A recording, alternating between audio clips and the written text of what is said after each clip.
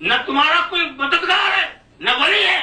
اللہ کسی کو عزت دینا چاہے تو کوئی ذلیل نہیں کر سکتا، اور اللہ کسی کو ذلیل کرنا چاہے تو کوئی عزت نہیں دے سکتا. خدا سے لڑ کر کے کوئی تمہاری مدد کرے، خدا سے لڑ کے باغی ہو کے تمہارا دوست بن جائے، خدا سے باغی ہو کر تمہارا مددگار ہو جائے، تو خدا کا مد مقابل ہو کر نہ تمہارا کوئی ولی ہے نہ تمہارا کوئی مددگار ہے. خدا جسے رسوا کرنا چاہے گا اسے کوئی رسوائی سے بچا نہیں سکتا، اور خدا جسے عزت دینا چاہے گا وہ تو عز من تشاء وہ تو ذل من تشاء. جس کو وہ عزت دے اسے کون ذلیل کر سکتا ہے، اور جسے وہ ذلیل کر دے اسے کون. اور اس کی شان بے نیازی بھی عجیب ہے، بے نیازی عجیب ہے. یہ نہ سمجھو کہ جب وہ کسی کو عزت دینا چاہتا ہے تو خوب کھلاتا ہے خوب پلاتا ہے، جب کسی کو عزت دینا چاہتا ہے تو اونچی اونچی کرسیوں میں بٹھا دیتا ہے، جب کسی کو عزت دیتا نہ چاہتا تو بڑے بڑے ایوانوں میں بھیج دیتا. نہیں، عجیب شان ہے. کبھی کبھی تو تخت پر بٹھا کے ذلیل کرتا ہے، ایوان میں لے جا کے ذلیل کرتا ہے. ذرا تم نے منظر نہیں دیکھا کہ یزید کو دمشق کے تخت پر بٹھا کے ذلیل کر دیا اور حسین کو خنجر کے نیچے لٹا کی عزت دے دی. وہ تو منتشا وہ تو ذل منتشا. جس طرح سے کبھی عزت دینے پر آتا ہے تو بھوکے کو عزت دے دیتا ہے، پیاسے کو عزت دیتا ہے، کھانے والے کو ذلیل کر دیتا ہے، پینے والے کو ذلیل کر دیتا ہے. تو عزت دینے کے لیے اور یہ بھی سمجھو ذلیل کرنے کے لیے یہ اس کی مرضی نہیں کہ بہت بڑی طاقت استعمال کرنے کی ضرورت ہے، کچھ بھی نہیں. نہ بچانے کے لیے طاقت استعمال کرنے کی ضرورت، نہ ذلیل کرنے کے لیے. وہ تو عجیب شان پہ نیازی رکھتا. وہ موٹے موٹے ہاتھی والے آئے تھے نا، وہ ابرہہ کا لشکر آیا تھا تو کیا ہاتھی والوں کے مقابلے میں خدا نے اونٹ والوں کو بھیجا؟ کیا اس سے بڑا کوئی جانور بھیج دیا؟ ہاتھی والوں کو فنا کیا کیسے؟ چھوٹی چھوٹی کے نہیں. آج تک سائنسی دنیا یہ پتہ نہیں لگا سکی وہ کون سے ایٹمی ذرات تھے، وہ کون سے ایٹمی ذرات تھے جو دوست دشمن میں بھی فرق کر رہے. جس کو مارنا ہے وہی مر رہا ہے، جس کو ہلاک کرنا ہے وہی ہلاک ہو رہا ہے. سب سے پہلا ایٹمی حملہ وہی ہوا تھا، ہوائی حملہ. ابھی وہاں تک ہماری سائنس نہیں پہنچ سکی. دیکھا آپ نے ذلیل کیا. نمرود کو جب ذلیل کرنا ہوا تو اس کے لیے لشکر نہیں، ایک مچھر وہ بھی لگڑا گھس گیا ناک میں، پہنچ گیا ناک میں.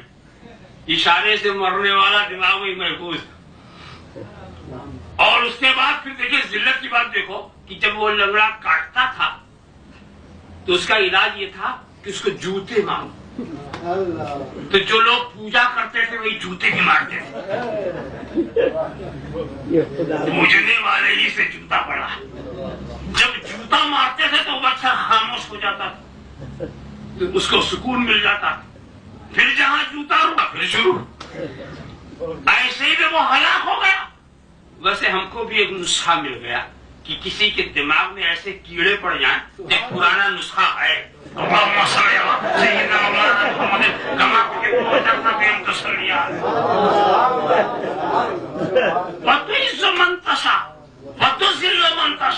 جسے چاہے عزت دے جسے چاہے ذلیل کر دے. اور سنو، جب بچانے پر آیا تو اپنے محبوب کو مکڑی کے جالے سے بچا لیا، کبوتر کے انڈوں سے بچا لیا.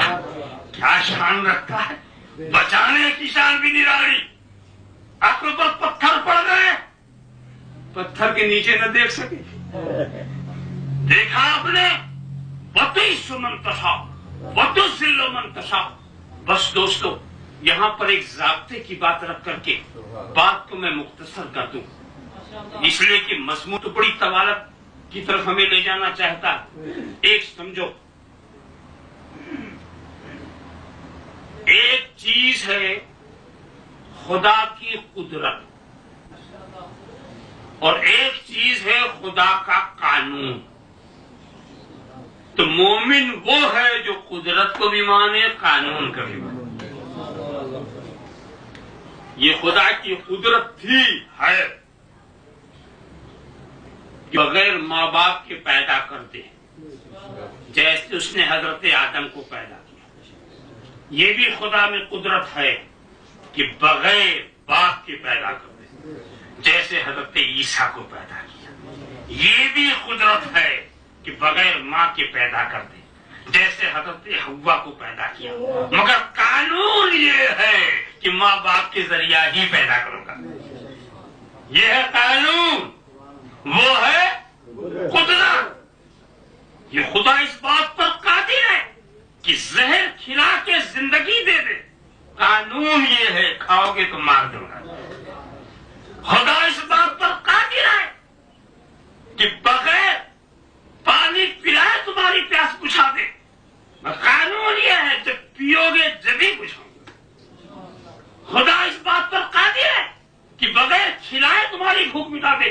قانون یہ ہے جب کھاؤ گے جبھی مٹاؤں گا. خدا اس بات پر قادر ہے کہ بغیر علاج کے تمہیں صحت دے دے. قانون یہ ہے جب علاج کرو گے تبھی صحت دوں گا. تو قانون کو بھی مانو، قدرت کو بھی مانو. خدا اس بات پر قادر ہے کہ ساری کائنات کو ہدایت دے دے، مغفرت دے دے، نجات دے دے.